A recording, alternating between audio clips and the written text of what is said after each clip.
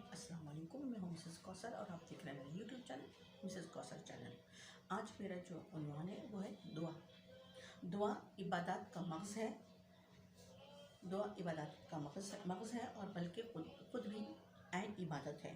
दुआ की ज़रूरत हर खुदा परस्त इंसान को हर लम्हे पेश आती है। दुआ अहले ईमान को मसाइब से बचाती है।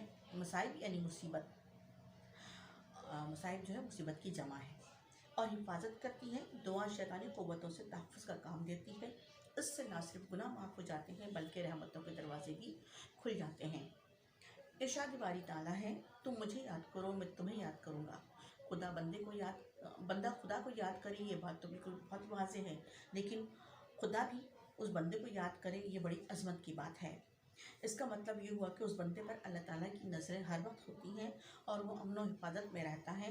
दूसरे ये कि अल्लाह ताला अपने इस बंदे की मोहब्बत दूसरे लोगों को भी के दिलों में भी पैदा कर देता है और दूसरे लोग भी उस शख्स को बड़ी इज़्ज़त और एहतराम से देखते हैं और उसके साथ पेश आते हैं। दुआ की शराइत क्या है? दुआ की शराइत ये है कि इंसान रग़बत और शौक़ से दुआ मांगे और समझ कर मांगे कि किससे मांग रहा है। दूसरी ये कि आजिज़ी और इंकिसारी से मांगे। दुआ को खुफिया और आहिस्ता आहिस्ता मांगना अफजल है।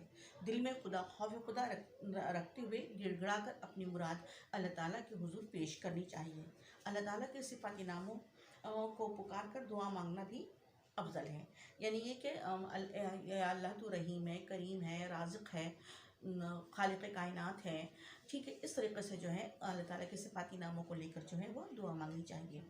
दुआ के दो अहम जुज़ हैं, एक खौफ और दूसरी उम्मीद। यानी अपने गुनाहों और बदअमालियों की वजह से दुआ के रद्द हो जाने का खौफ भी हो, मगर अल्लाह की रहमत और फजल से दुआ कबूल हो जाने की उम्मीद भी हो। ये खौफ और उम्मीद भी अल्लाह ताला को बहुत पसंद है, क्योंकि अगर इंसान को अपने गुनाहों का एहसास ही ना हो तो फिर ऐसी अक्ल और समझ आखिर किस काम की। एक बात याद रखनी चाहिए कि फासिक व फाजिर और बदकार शख्स, रिज़्क़ हराम खाने वाले और ज़ालिम व जाबिर इंसान की दुआएं कबूल नहीं होती। ऐसा शख्स जो अल्लाह से मोहब्बत का दावा करे मगर उसके अमाल गैर इस्लामी हों तो उसकी दुआएं भी कबूल नहीं होती। लिहाजा जब हमारी दुआएं कबूल ना हो तो अल्लाह से शिकवा करने के बजाय अपने नफ्स और अमाल का जायज़ा लेना चाहिए।